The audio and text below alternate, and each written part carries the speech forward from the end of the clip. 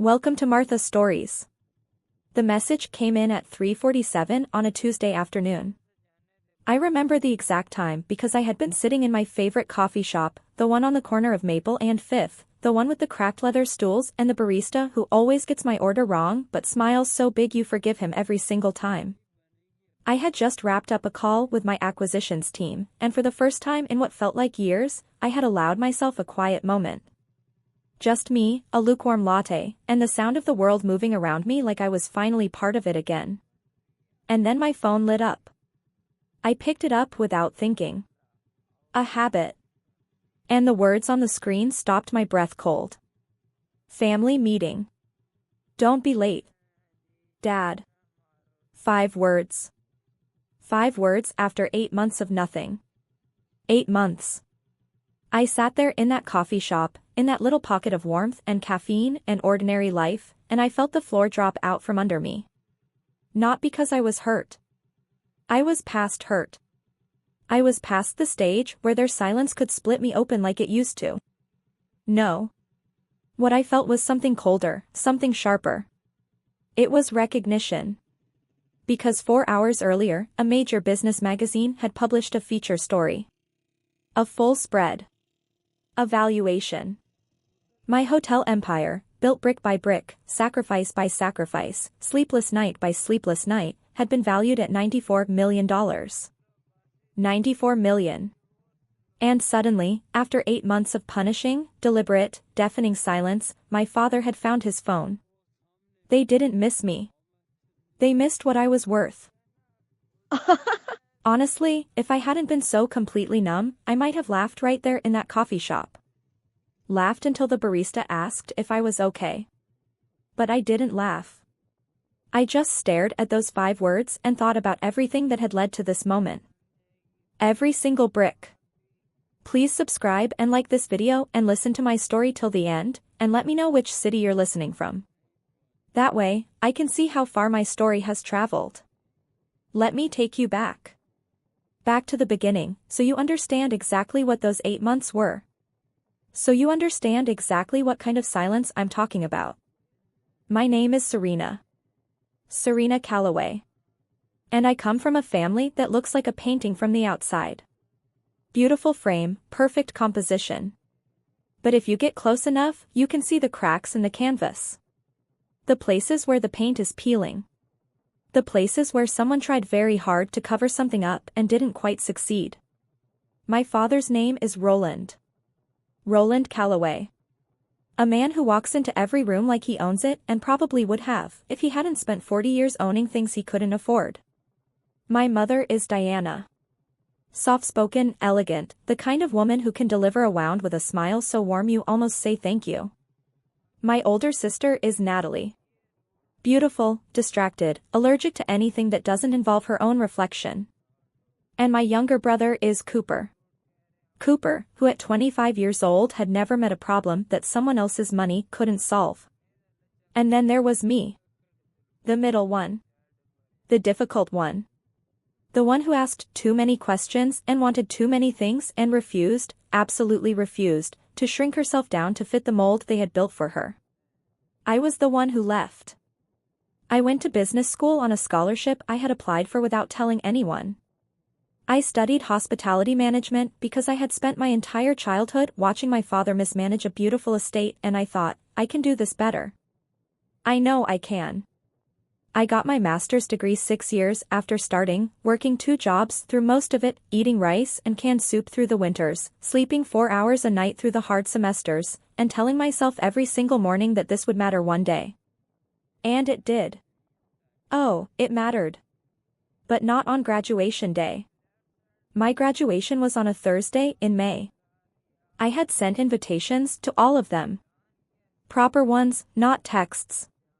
Printed invitations with the ceremony details, the parking information, the restaurant reservation I had made for afterward, the little card I had written by hand because I wanted it to mean something. I had reserved 5 seats in the family section. I had rehearsed what I would say at the dinner after. I had bought a dress I couldn't afford. The morning of the ceremony, 2 hours before I was supposed to walk across that stage, my mother sent a text. Migraine. Can't make the drive. We'll celebrate another time, sweetie. Sweetie. I stood in my studio apartment in my graduation gown reading that text, and I want to tell you that I was strong. I want to tell you I nodded and straightened my shoulders and moved on. And technically, on the outside, that is exactly what I did. But inside? Inside I crumbled. Because it wasn't the first time. It wasn't even the 10th. It was just the most formal occasion they had ever chosen to miss. The one with a printed program and an assigned seat and a diploma with my name on it.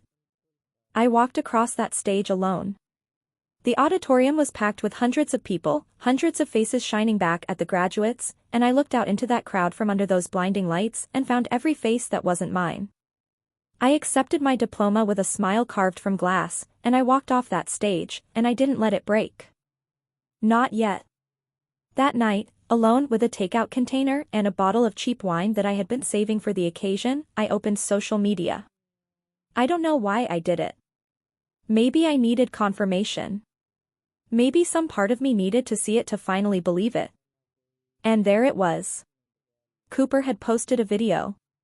Yacht Life with the Fam posted at 2:47 in the afternoon. Right when I was walking across that stage. My mother, the woman with the debilitating migraine, was on that boat in a sun hat, laughing, sipping champagne, leaning back with her head thrown back like she didn't have a care in the world. My father was there, holding a cigar, clapping Cooper on the back. Natalie in a white sundress, filming herself. It was Cooper's birthday. 3 days away. But apparently close enough to justify sailing instead of sitting in an auditorium watching their daughter become the first person in our family to earn a master's degree. I watched that video 4 times. And then I closed the app. And I cried. I cried the way you cry when you finally stop pretending. Long, heaving, ugly crying, the kind that makes your whole body shake, the kind that surprises you with how much it sounds like grief. Because it was grief. I was grieving the family I had always wanted and finally accepting that they were not going to become that family. Not for me. Maybe not for anyone. But here's the thing about grief. When you go all the way through it, when you don't run from it or stuff it down or let it curdle into something destructive, it can become something else entirely. It can become clarity. It can become fuel. I cried that night. I cried until there was nothing left to cry. And then I washed my face, opened my laptop, and went back to work. That was the moment I stopped waiting for them. That was the moment I became completely, entirely, devastatingly free. 8 months passed. 8 months of silence so complete, so absolute, it was almost architectural. They had built a wall and called it a lesson. My father believed, truly believed, that silence was a disciplinary tool. That by freezing me out, he was putting me in my place. Teaching me something. Reminding me of the natural order of the Calloway family, where Roland sat at the top and everyone else orbited around his approval. What he did not understand, what none of them understood, was that I had stopped orbiting a long time ago. In those 8 months, I opened my 3rd boutique hotel. I negotiated 2 acquisitions. I hired a team that I trusted and who trusted me. I built something real and lasting and entirely mine. And on a Tuesday afternoon, a business magazine published a story about it. 94 million. And my father found his phone. I sat in that coffee shop for a long time after reading his text. I finished my cold latte. I watched the street outside, the ordinary people going about their ordinary Tuesday, and I thought very carefully about what I was going to do next. I had 2 options. I could ignore it. I could let the silence continue and protect myself from whatever trap was waiting at the other end of that message. That would have been the safe choice. The self-preserving choice. But I was not built for safe choices. Or I could go.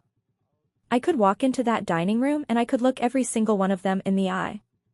I could see exactly what they wanted from me and I could show them exactly who they were dealing with now. I picked up my phone. I grabbed my leather portfolio from the seat beside me.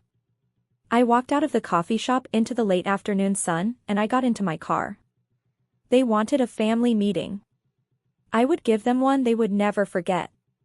Was there ever a moment when someone who ignored your struggles suddenly showed up for your success?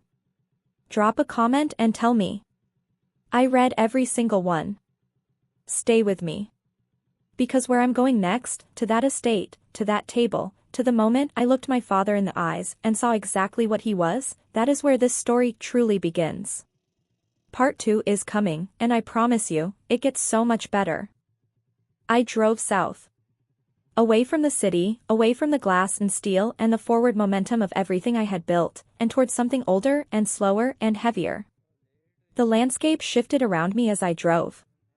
The highway gave way to smaller roads, and the smaller roads gave way to winding two-lane paths through rolling hills and old vineyards.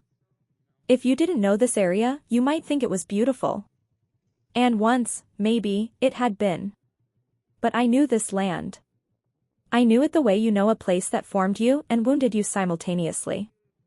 I turned onto the long gravel driveway of the Calloway estate, and the first thing I noticed was the vines. They were overgrown. Wild. Twisting over and through the trellises in ways that no one had bothered to correct for what looked like 2 or 3 seasons. The second thing I noticed was the house itself, that sprawling colonial mansion that my great-grandfather had built when this family still knew what it meant to work for something. The paint was peeling. Not in a charming, weathered way. In a neglected, forgotten way. Long gray strips hanging off the facade like old skin. A shutter on the second floor hung at a wrong angle, broken, swinging slightly in the evening wind. The garden beds that my grandmother had kept immaculate were now choked with weeds. There was a crack in the front step that hadn't been there the last time I visited, and no one had bothered to fix it. This was what 40 years of mismanagement looked like. This was what happened when you confused the appearance of wealth with the discipline of wealth. I parked my car directly next to my father's. The contrast was almost poetic. My car, a sleek, silent machine that I had purchased with my own earnings, still carrying that new smell, not a scratch on it, humming with quiet potential. His car, a luxury sedan from a decade ago, leaking oil onto the cracked pavement, the kind of vehicle maintained out of pride rather than practicality. 2 cars. 2 philosophies. 2 entirely different outcomes. I sat in mine for a moment. Just a moment. I breathed in and I breathed out and I remembered who I was and what I had come here to do. Then I picked up my portfolio, got out of the car, and walked up those cracked front steps without hesitating. I didn't knock. The inside of the house smelled like dust and old perfume and something underneath that I recognized as desperation. The wallpaper in the foyer, heavy cream and gold, was lifting at the corners.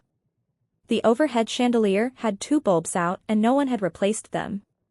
The Persian rug under my feet, the one my grandmother had brought back from a trip abroad 40 years ago, was threadbare in the center, worn down by years of foot traffic and zero care. Diana appeared from the drawing room before I had taken 3 steps. She was wearing a silk dress I recognized from a gala 3 years ago. Her hair was immaculate. Her smile was the one I had grown up with, the one that worked like a stage light, so bright and warm and directed right at you that it took years to realize there was nothing behind the bulb. Serena. She rushed toward me with her arms open, and I let her hug me because the alternative was a scene I wasn't ready to have in the foyer. "Look at you," she gushed, pulling back and scanning me from head to toe. She was cataloging. Calculating. The blazer, the shoes, the portfolio. Her eyes were doing math while her mouth was doing warmth. "We saw the article, sweetheart. 94 million, that's really something. Really impressive for a first venture." A first venture. I looked at my mother and I kept my face very, very still. "It's not a venture, Diana. It's a corporation." Her smile flickered. Just for a fraction of a second. Like a light that almost goes out before the backup generator kicks in. Then it snapped back, brighter than before. Of course. Come, your father is waiting." I followed her down the long hallway toward the dining room, and with every step I felt the weight of this place pressing against me. The memories in these walls. Christmases where Roland had given speeches about legacy while the staff went unpaid. Birthdays where Diana had smiled and smiled and smiled and said nothing when he belittled me at the table. Sunday dinners where I had sat across from Cooper and Natalie and felt like a stranger in the house where I was born. I had grown up reaching for belonging in this house and finding only performance. I was done reaching. They were all there. Roland sat at the head of the table, exactly as he always had, in a suit that was expensive but worn at the elbows, occupying his chair the way a man occupies a throne. Natalie was to his left, scrolling her phone, looking bored with the specific boredom of someone who has never had to worry about anything. Cooper was across from her, tan and relaxed, fresh from whatever beach vacation had preceded this dinner, wearing his ease the way he wore everything, like it was owed to him. And at the far end, pouring wine with the careful practiced movements of a man who wanted to look useful, was Uncle Gerald, Roland's financial advisor. The man who had been guiding this family's finances for 20 years and had, to my professional eye, guided them straight off a cliff. A servant I didn't recognize carried out a platter of roasted chicken that looked dry and sparse, served on china worth more than most people's monthly salaries. All surface. No substance. This family in a single dinner course. There she is, Roland said. He didn't stand. He gestured to the chair on his right with the practiced magnanimity of a king granting an audience. Sit down, Serena. We have business to discuss. I stood at the end of the table and held my portfolio in both hands and looked at him. Just looked at him. The man who had built me a childhood full of conditional love and empty chairs and lessons about worth that I had spent my adult life unlearning. Hello, Roland, I said. Nice of you to finally make time. Sit, he said again, sharper. I sat. But I did not unfold my napkin. I did not reach for the water glass. I was not here to dine. I was here to finish something. Roland carved into his chicken with the confidence of a man who still believed he was the most powerful person in every room he entered. He let the silence stretch out just long enough to remind everyone who was in charge. Then he looked up at me. We saw the news, he said. Congratulations, I suppose. Though I've always said hospitality is a volatile market. He paused. For a young woman especially. I smiled. Not the warm kind. The kind that doesn't reach the eyes. The market seems to agree with me. Semantics. He waved his hand, the same dismissive gesture I had seen 1,000 times before. The point is, you've done well. Surprisingly well. He set down his fork. He folded his hands. He looked at me the way a chess player looks at a piece he's about to move. The family business is facing a temporary liquidity challenge. The table went very quiet. Even Natalie looked up from her phone. The expansion of the golf course and spa, he continued, has hit a regulatory snag. Delays. Red tape. You know how these things go. He leaned forward slightly. We need a capital infusion to bridge the gap. And since you've clearly had some good fortune with your hotels, we've decided to offer you an opportunity. An opportunity, I repeated. Yes, he said, smiling the smile of a man who has never once considered that someone might say no to him. An opportunity to invest. To buy into the legacy. A junior partnership for a buy-in of $1.6 million. The silence in the room was absolute. $1.6 million. After 8 months of silence. After the empty chair at my graduation. After the yacht video and the champagne and the birthday celebration that mattered more than a diploma. After all of it. He was sitting at the head of his rotting table in his peeling house and he was asking me for $1.6 million, wrapped in the language of opportunity and legacy and family, as if those words still meant anything, as if he hadn't emptied them out years ago. I looked at my mother. She was beaming. Genuinely beaming, as though Roland had just offered me something extraordinary. I looked at Cooper, who was smirking with the comfortable arrogance of someone who had never had to earn anything. I looked at Natalie, who had put her phone down and was watching me with her head tilted, assessing. And I looked back at Roland. This man who had given me life and spent the rest of my childhood making me feel like that life was a burden. This man who had built something his grandfather had started and managed to run it into the ground while maintaining every outward symbol of its former glory. And I thought, very clearly, you have no idea what is about to happen. What would you have done at that table? Would you have walked out? Written the check? Something else? Tell me in the comments. I want to know. Hold on tight. Because I hadn't come to that table empty-handed. I had come prepared. And in part 3, I am going to tell you exactly what was in that portfolio. Don't you dare leave now. I did not reach for my checkbook. I reached for my portfolio. There is a particular kind of satisfaction that comes from preparing for a moment for months. From knowing what is coming, building your response carefully and quietly, and then waiting. Just waiting. Until the trap is set and the bait is laid and the person across from you is absolutely certain they have won. And then, only then, you open the folder. I unzipped the leather portfolio with both hands. The sound was small in that big quiet room. 1.6 million, I said, slowly, the way you turn a stone over in your hand to examine what's underneath. That's a very specific number. It's what the project requires, Roland said. Smooth. Assured. Permits, materials, contractors. To get the expansion moving again. Is it? I opened the portfolio. Because according to my research, the expansion isn't stalled because of permits. Roland's expression shifted. Just slightly. The way a mountain shifts before a landslide. What research? The expansion is stalled, I said, because you haven't paid your contractors in 6 months. The silence that followed was a different kind of silence. The expectant, waiting silence from before had been replaced by something tighter. Sharper. The silence of a room where the temperature has dropped 10 degrees without anyone touching the thermostat. Who told you that? Roland's voice had an edge to it now. Public records, I said. I pulled the first set of documents from the portfolio and slid them down the length of the mahogany table. They landed in front of him with a thud that felt heavier than paper should. Lien filings. Lawsuits from 3 different construction firms. All a matter of public record. All easily accessible to anyone who knew where to look and had the motivation to look there. I pulled out the second document. And this, I said, sliding it across to where Roland could see it clearly, is a foreclosure notice on the main estate. Filed 6 weeks ago. Diana made a sound. A small, strangled, involuntary sound, the kind that escapes you before you can stop it. Her hand flew to her mouth.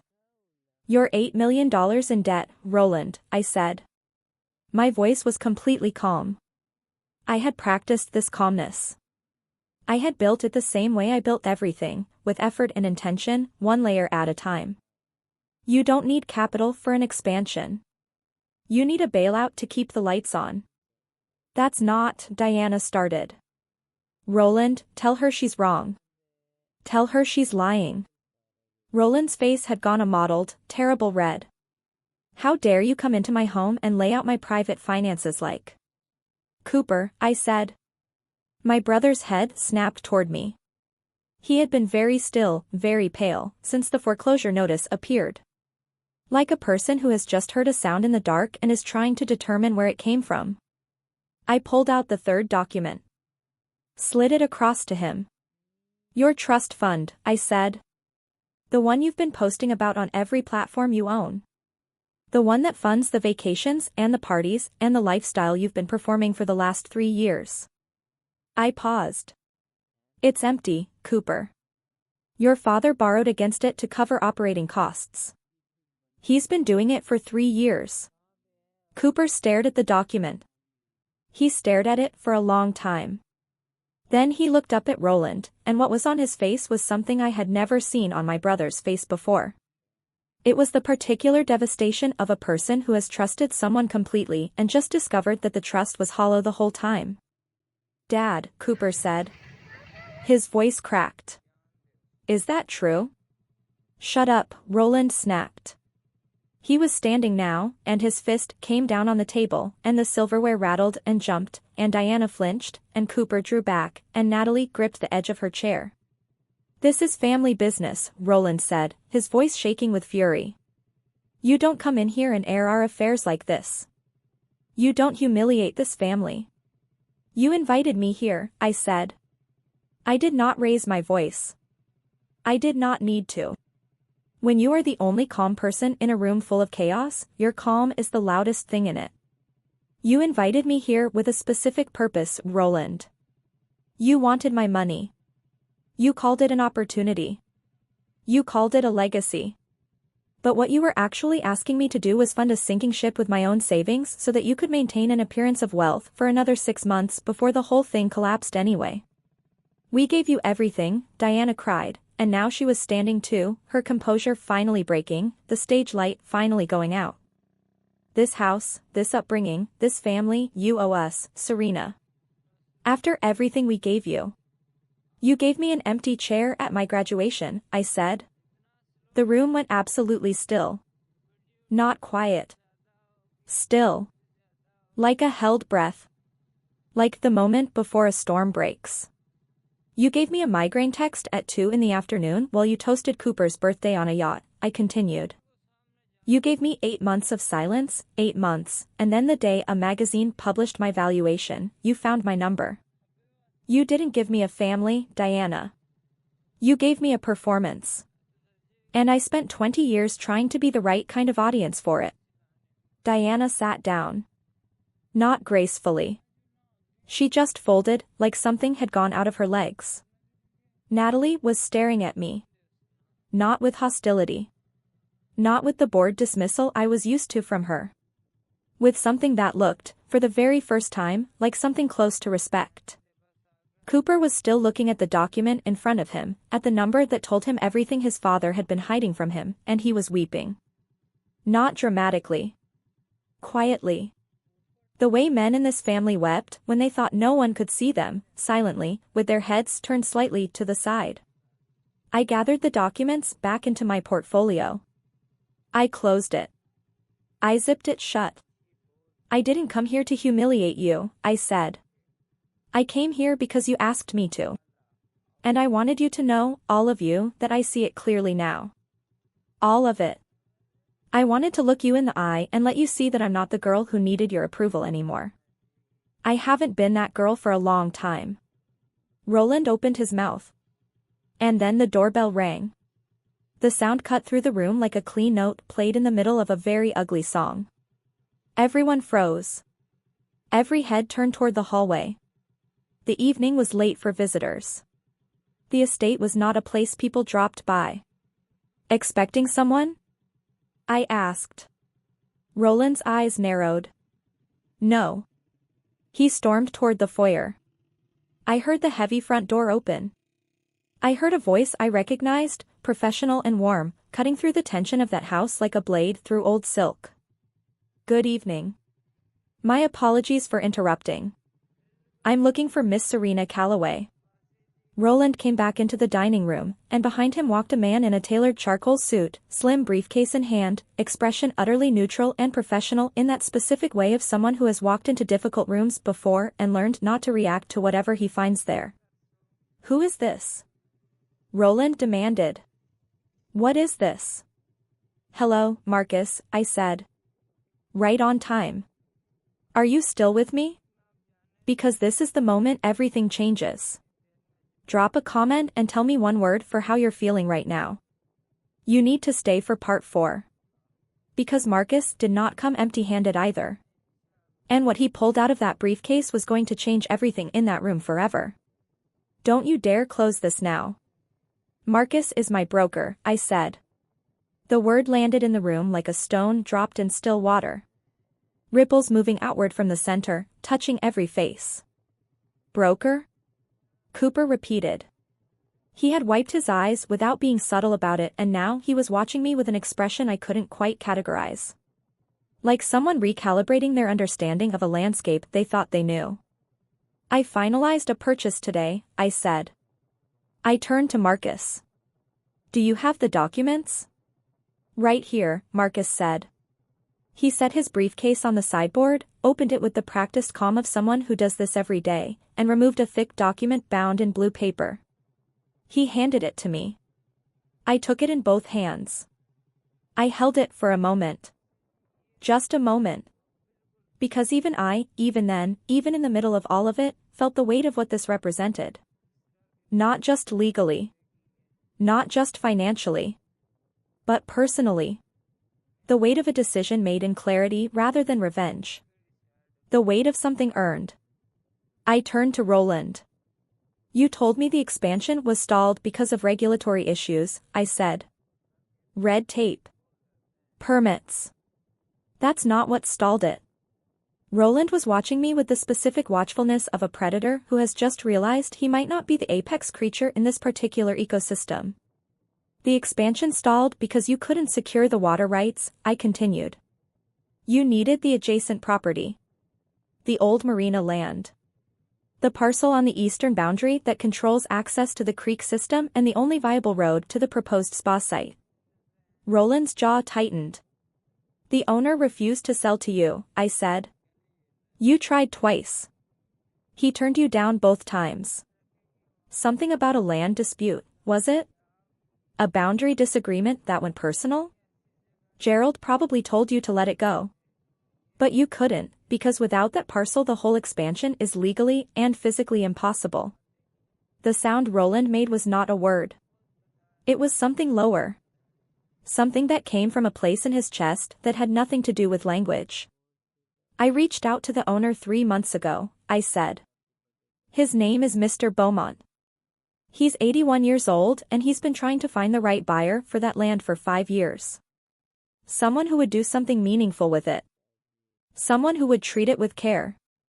I paused. He really does dislike you, Roland. But he liked me. And he really, really liked my offer. I set the blue-bound document on the mahogany table.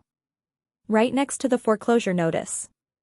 The 2 documents side by side, one representing what was being lost and one representing what had already been won, sitting on the surface of that old family table like the final 2 cards in a hand of poker. I bought the marina property, I said. I own the water rights. I own the access road. I own the only viable path for your expansion. The silence in that room was the most complete silence I had ever heard. It was the silence of something ending. Not dramatically, not with a crash, but with the soft, irrevocable click of a door closing. You, Roland started. He stopped. He tried again. You bought it. I did. For the family, he said, and there was something almost pathetic in his voice in that moment. Something that sounded, for just 1 second, like hope. Like a man standing at the edge of a cliff extending his hand and hoping someone will take it. And I want to be honest with you. I want to be completely honest because you have stayed with me this long and you deserve my honesty. In that moment, looking at my father's face, I felt it. I felt the old pull. The daughterly instinct that never fully dies no matter how many times it gets stepped on. The part of me that had spent my entire childhood wanting him to be different and had never quite stopped wanting it. Ah. Ah, that little girl inside me reached out for just a second. Just 1 second. And then I remembered the empty chair. No, I said. Not for the family. Roland's face changed. The hope went out of it the way a light goes out when you cut the power. What replaced it was something uglier. Something desperate and furious and frightened all at once. I bought it for my next hotel, I said. It's a prime location. Waterfront access, beautiful views, proximity to the highway. I'm going to build something extraordinary there. Something that will last for decades. I looked at him steadily. My name will be on the front of it. You can't, Roland breathed. Without that land, the loans, the bank will foreclose on everything. The house, the vineyard, all of it. You'd be destroying this family's legacy. You'd be destroying everything your grandfather built. My grandfather built it, I said. You inherited it. There's a difference. I am your father, Roland said, and his voice had gone to something raw now, something stripped of the performance, and underneath it was just a man who was scared. Just a man who had made 40 years of bad decisions and was now standing at the bottom of all of them looking up.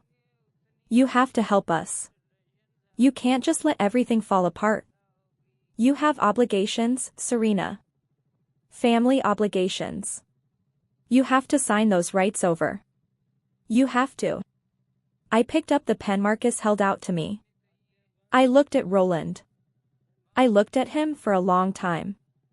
At the man who had given me his eyes and his stubbornness and his capacity for hard work and had paired it with an emotional coldness that had shaped every relationship I'd ever had and that I had spent 20 years trying to undo. I don't have to do anything, I said. And I signed my name on the final page of the deed. The scratch of the pen was the loudest sound in the room. In the house. Maybe, in that moment, in the world. Thank you, Miss Calloway, Marcus said. He took the document, replaced it in his briefcase, closed it with a soft click. He nodded once to the room and walked out. The front door opened. The front door closed. And I was alone with them again. But it was not the same room it had been 10 minutes ago. The geometry of it had changed. The positions had shifted. Roland was still standing at the head of the table, but the table no longer belonged to him in the way it had. Diana had her face in her hands. Natalie was very still, looking at the tablecloth. Cooper, my younger brother Cooper, who had never in his life wanted anything that required real effort, was looking at me with an expression that I did not expect and will not forget. He was looking at me with something that looked like awe. You planned all of this, he said. Quietly. You planned every bit of this before you even walked in. I didn't answer him. But I did look at him. And I hope he understood what I was trying to say with that look. That it didn't have to be this way. That none of it had to be this way. That somewhere along the road, there had been a fork, and this family had taken one path and I had taken another, and here we all were at the place where those paths finally, completely diverged. Why would you do this? Diana wept. She had her face up now, and her mascara was tracking down her cheeks in 2 dark lines, and the silk dress and the perfect hair couldn't do anything to soften what was underneath, which was just a woman who had made herself small inside someone else's story for so long she had forgotten she had one of her own. Why would you do this to us? To your own family? I picked up my portfolio. Because you taught me, I said. You taught me that love is conditional. That worth is measured in assets. That family is a transaction. You taught me those lessons every single day of my childhood, every empty chair and every missed moment and every time you smiled at me and I felt nothing warm behind it. I paused. I just learned the lessons better than you intended. Has someone ever taught you a lesson they didn't mean to teach you? One that ended up changing your whole life? Tell me. I mean it. Tell me in the comments. One more part. The last one. And I promise you, it is not what you expect. Because what happened after I walked out of that house is the part that matters most. Stay. Please stay. I walked out of the dining room. Roland was shouting something behind me. Threats, accusations, demands. His voice followed me down the hallway, bouncing off the peeling wallpaper, the dusty chandelier, the lifted corners of the Persian rug. It grew smaller with every step I took, the way things grow smaller when you walk away from them with intention. When you have already decided, completely and without reservation, that you are done. I walked through the foyer. I opened the front door. And I stepped out into the night. The air outside was cool and clean, carrying the smell of damp earth and the distant sweetness of old vines that no one had tended. The sky was enormous above me, the way it always is in the country, far enough from city lights to show you the actual dark. I stood on the cracked front step and I breathed. In. Out. And for the first time in a very long time, I felt light. Not happy. Not triumphant. Not the way you feel when you win a competition or beat a rival. Just light. The specific lightness of a person who has been carrying something very heavy for a very long time and has finally, gently, set it down. I walked to my car. I got in. I started the engine and the quiet hum of it felt like the most comforting sound in the world. I put the car in drive and I went down the long gravel driveway, and the crunch of the gravel under my tires was the sound of leaving. In the rearview mirror, the lights of the house grew smaller and smaller. Not a mansion anymore. Not an estate. Not a legacy or a monument or anything intimidating. Just a building. An old building with peeling paint and a crooked shutter and debt inside its walls that no amount of good china could disguise. I turned onto the main road. I drove north. Back toward the city, toward the future, toward the hotel expansion plan sitting on my desk and the acquisition meeting scheduled for Thursday and the team of people who showed up every day because they believed in what we were building together. Toward the life I had constructed from the ground up with my own hands while my family had been busy performing their version of one. And somewhere on that dark road with the city lights beginning to bloom in the distance, I thought about what justice actually is. Most people imagine justice as something loud. A gavel. A verdict. A confrontation where the wronged person finally gets to say all the things they've been holding back and the person who wronged them is forced to hear it and feels appropriately terrible. That's how it looks in the movies. That's the version we're taught to want. But real justice, the kind that actually heals you, the kind that stays with you, it's quieter than that. It doesn't always look like punishment. Sometimes it looks like a garden. You take what was neglected. You take what was squandered, the opportunity, the land, the potential, the raw material of something that could have been extraordinary but was treated as disposable. And you grow something from it. Something real. Something that requires patience and care and the willingness to get your hands in the dirt. My great-grandfather had started this family with nothing and built it into something through sheer relentless effort.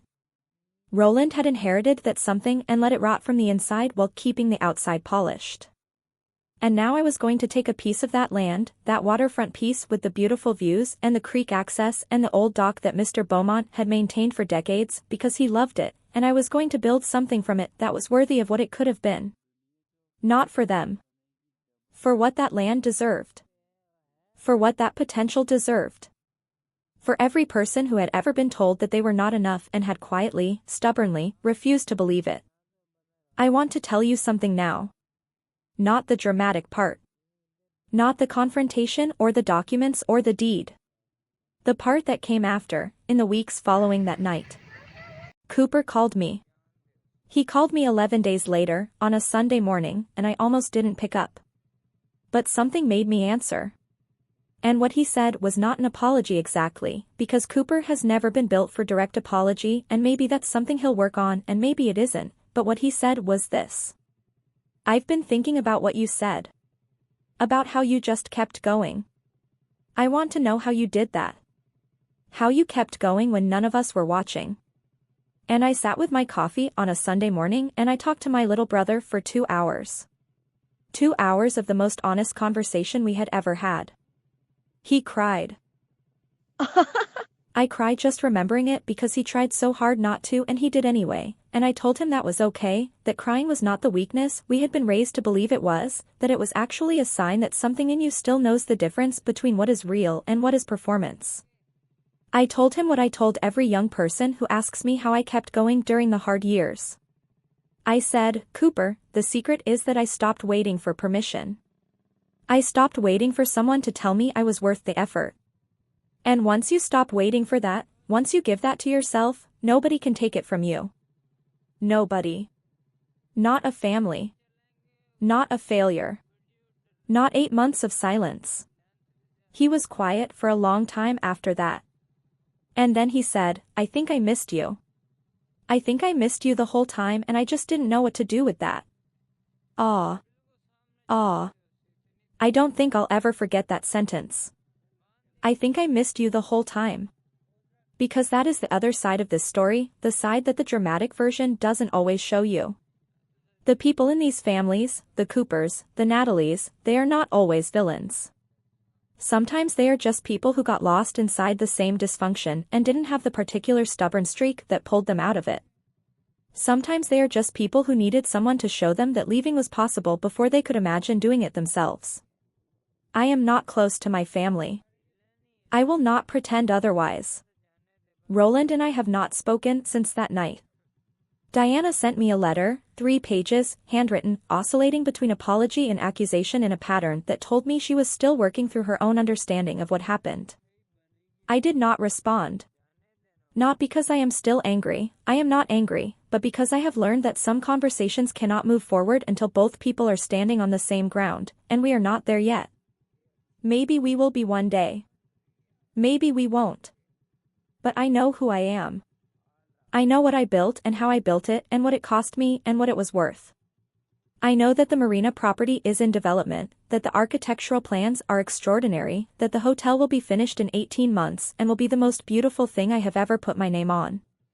I know that I will stand on that dock on the day it opens, and look at the water, and feel something that has no clean name in any language but comes closest to wholeness. I know that I am the daughter who didn't get the chair filled.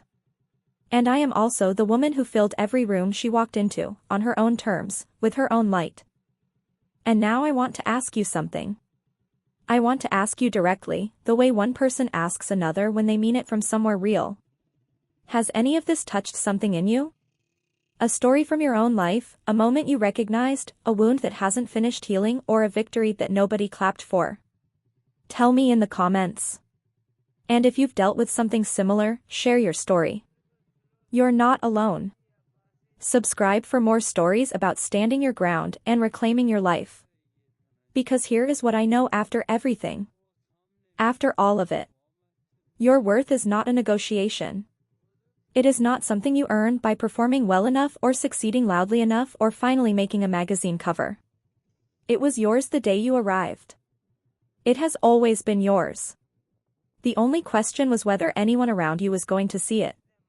And if they didn't, if they missed it, if they were looking at their phones on a yacht while you walked across a stage, here is what I want you to hear. You don't need them to see it. You just need to see it yourself. You are the seed. You are the soil. You are the rain and the patience and the years of quiet growth when nobody is watching. You are the harvest. And everything you have ever survived was just the season getting you ready. End of the harvest.